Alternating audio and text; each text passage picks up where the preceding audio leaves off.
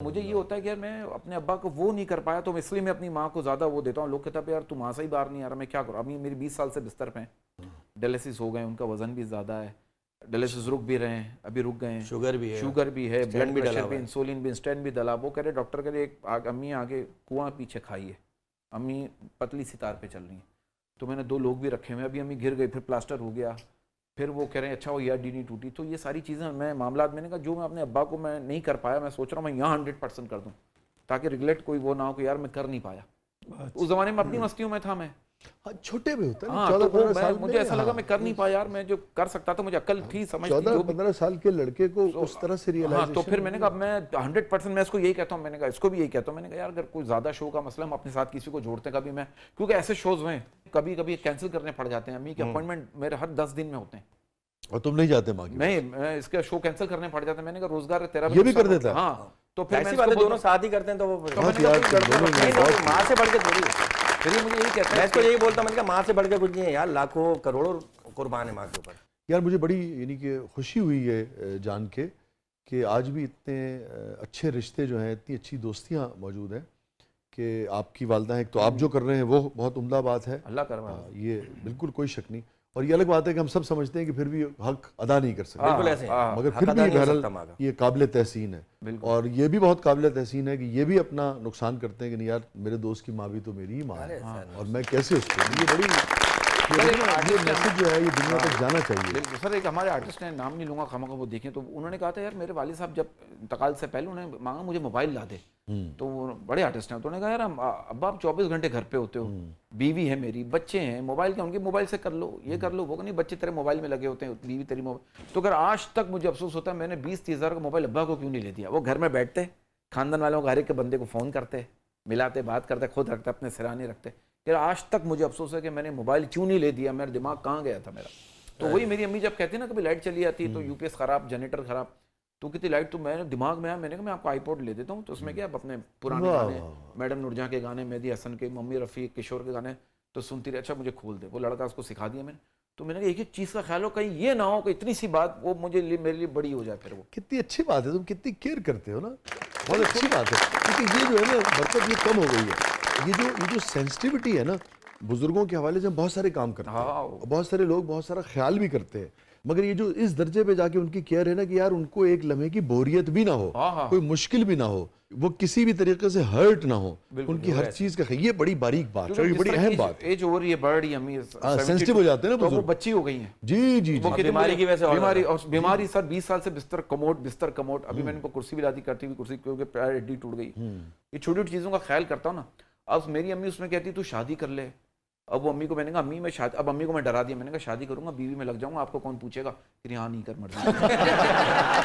हालांकि वो बहुत पहले से कह रही है ये बात। जब हमारी नई नई जोड़ी बनी थी 18-19 साल 20 साल पहले, तो जब मैं जाता था इसके यहाँ, तो सिर्फ वालदा और यही है बस, और तो गए नहीं, तो मैं जाता था, लिखता था बैठ के, तो जब भी कहती थी भाई इसको समझा, शादी कर ले, मैं पोता पोती, जब तो बिल्कुल माशाल्लाह चल फिर रही थी, बेहतर थी, सही थी।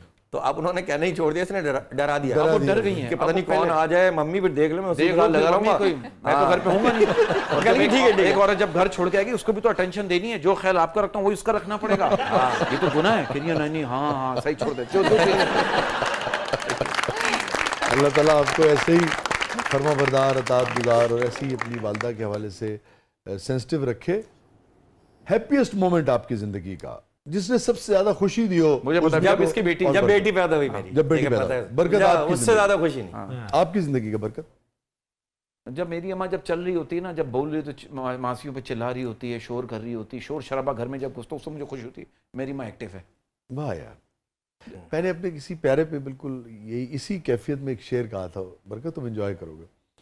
उम्र ये जिसके नाम की हुई है, वाह, उम्र ये जिसके नाम की हुई है, उसको खुश देखकर खुशी हुई है। वाह वाह वाह वाह। ये फरमाइए बरकत और उज़्मी के सबसे तल्ख तरीन याद आप दोनों की अलग अलग। जब इस फील्ड में आए, प्रोग्राम कर लिया, बड़ा अच्छा प्रोग्राम था, नाम नहीं लूँगा, चलो ठीक है, प्रोग्राम था उनके, फिर उसके बाद कुछ दिनों बाद उसके डायरेक्टर ने मुझे कहा यार तुम्हारे बस की ये बात नहीं, कोई और काम करो। हाँ, ये जुमला भी जरूरी है आपकी जिंदगी कोई बोले। तो मैंने कहा अच्छा क्या काम करूँ? कह रहे कहीं भी जॉब वॉब कर लो यार, ये काम नहीं करो। और प्रोग्राम अच्छा था? प्रोग्राम 2 साल चला, बड़े चैनल पे चला, और शुरू में मेरा पहले ही प्रोग्राम था, यानी हो सकता है उन्होंने अपने हिसाब से सही कहा हो, लेकिन बड़ा एक दिल पे लगी थी जाके। मैंने कहा यार और काम क्या करूं। फिर मुझे एक चैनल वालों ने ऑफर की, कहेंगे आप जॉब कर लें यहाँ पर। मैंने कहा सर जॉब नहीं करूंगा, नौकरी नहीं करनी। बरकत सर क्या सोचना है, तो हमारे रिश्तेदार में थे सर, अल्लाह करे सुन ना ले वो जाऊँगा बोलने वाली बात ऑफ ईयर में बताऊंगा आपको, नाम ना लो, लेकिन वो पैसों की बात को फंसे यहाँ पे बेटा, हमने ही तो लिए थे। अब्बा के मेरे इंतकाल के बाद सर, मेरे अब्बा के इंतकाल के बाद, मेरे अब्बा के इंतकाल हुआ, मेरे पास से 3 दिन पहले ना ला इंडिकेटर दे देता है, बोला नहीं जा रहा, आवाज ऐसी हो गई थी, गले का कैंसर, अल्लाह। तो वो अपने दोस्त के घर ले गए, तो वो दोस्त के घर पैसे, वो कह रहे हाँ तुम्हारे अब्बा के 94 की बात कर, 93 की और 94 की 94, तुम्हारे अब्बा के पैसे हाँ 2 लाख रुपए वो मैं दे दूंगा। सामना करा दी, कह रहे सामना करा दी मैंने। फिर 2-3 जब अब्बा का इंतकाल हुआ, मैं 1 हफ्ते बाद लेने गया, वो कह रहे नहीं मैंने दे दिए थे तुम्हारे अब्बू को। ओए ओए।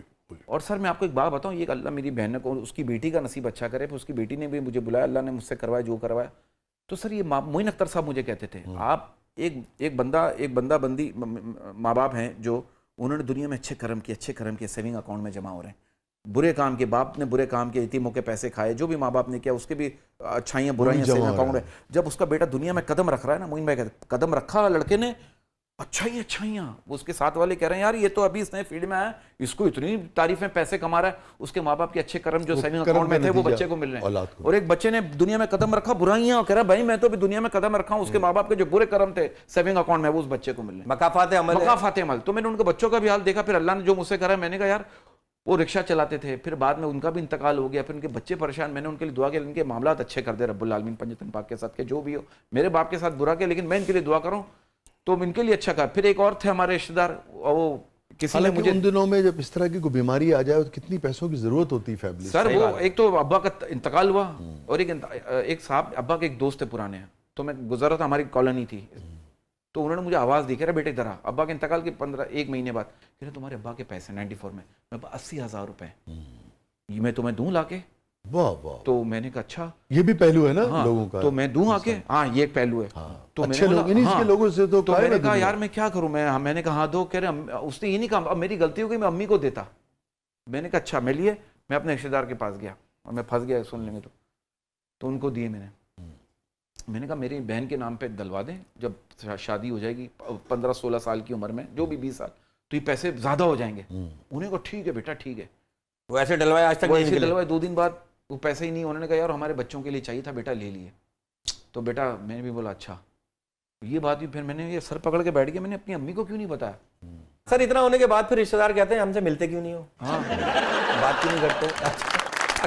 Thank you so much Barkat, thank you so much Shahji. मैं बस आपके लिए कहूँगा कि मुझे नहीं पता कि मैं क्या बोल रहा हूँ, लेकिन मैं जो बोल रहा हूँ दिल से बोल रहा हूँ, आप मेरी दिल से दिल की बात समझते हैं।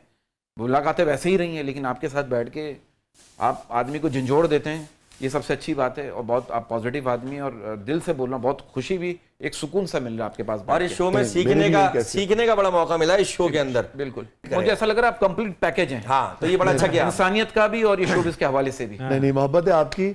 और सच्ची बात यह है यार बरकत और उज़मी, आप तो फिर मेरा और आपका इतना ज़्यादा शायद फ़र्क नहीं होगा उम्र का, मगर आपके बाद भी जो आने वाले हैं नौजवान, हम उनसे भी सीखते हैं। हर शख्स के अंदर एक जहान होता है, एक दुनिया होती है, ये रेसिप्रोकल अमल है। अच्छी बात किसी से भी सीख सकते हैं। आपने अगर आज 4 चीज़ें सीखी होंगी तो मैंने आप दोनों से 10 चीज़ें सीखी। नहीं सर, हमने अब जिस तरह से आपने, सर वो 10 अप्लाई नहीं कीजिएगा, हम आपकी चीज़ें अप्लाई करेंगे। थैंक यू सो मच, बहुत ही अच्छा लगा। आप दोनों को हम पहले भी जानते थे, मगर मजीद करीब से जान के बहुत ही अच्छा लगा। और मैं समझता हूँ आपका कद और इस हवाले से बढ़ा, मेरी नज़र में भी और लोगों की नज़र में भी, कि यार आप दोनों, और ख़ासतौर पे बरकत इस वक्त कितने अपने यानी कि वालदा के हवाले से कितने मुश्किल दिनों से गुजर रहा है। लोगों को इस चीज़ का एहसास नहीं होता कि आप, मगर उसके बाद भी जब स्टेज पे आता है तो लोगों को हंसाता है और अपने दुख जो हैं वो अपने तक रखता है। और अल्लाह ताला ऐसा बेटा जो है और ऐसे बेटे का ऐसा दोस्त जो है वो हर एक को दे जो अपने दोस्त की माँ को अपनी माँ समझता हो। जीते रहे आप दोनों, बहुत मुझे खुशी हुई दोनों से मिलकर, बहुत। अल्लाह ताला सलामत रहे, कामयाबी दे आप दोनों को बहुत। और नाज़रीन ये था आज का ज़बरदस्त है यार, नहीं है। हाँ क्या बात है सर, बरकत क्या बात है, ऐसे ही कोई हंसी वाली बात करो, उस पर खत्म करेंगे। उसमें करेगा। वैसे हंसी वाली बात ही हुई है एंड में, हाँ एंडिंग ही हुई है। इजी हो जो साइन करा के पैसे दे रहे हैं। हाँ ये बोलते हाँ मसाना साहब आप हाँ सर वाह वाह। हाँ सर बस वो वालदा की बात हो रही तो आंसू आ ही जाते हैं ना सर। अभी 2 दिन से दूर हैं जरा वालदा से, फोन पे वीडियो कॉल पे बात कर लेता हूँ। हाँ खास तौर पे ये अच्छा 2 दिन है, अब ऐसा लगता है कि मतलब 4 दिन साल हो गए, महीने हो गए, घर वालों से दूर है क्या होता वही है। वाली बात है ना, घर जाओ निकलता हूँ शो में कहाँ जा रहे कब आएगा, और जब घर में होता हूँ तो आवाज ही नहीं देती मैं आ रहा हूँ। तो वो कह रही है, तो वो सवाल ये होता है कब आएगा तू, आ रहा है जाना है तो दो अम्मी। तो दूर होते हैं तो जरा वो होता है। खुश रहिए, अल्लाह ताला उनका साया आपके सब पे हमेशा सलामत रखे और आपको ऐसे ही खुश रखे। नाज़रीन ये था आज का ज़बरदस्त। अपने फीडबैक से हमें आगाह कीजिएगा कि आप जिन दोनों दोस्तों से ऑलरेडी बहुत मोहब्बत करते हैं उनका शो आपको कैसा लगा। इजाज़त दीजिए, अल्लाह हाफ़िज़।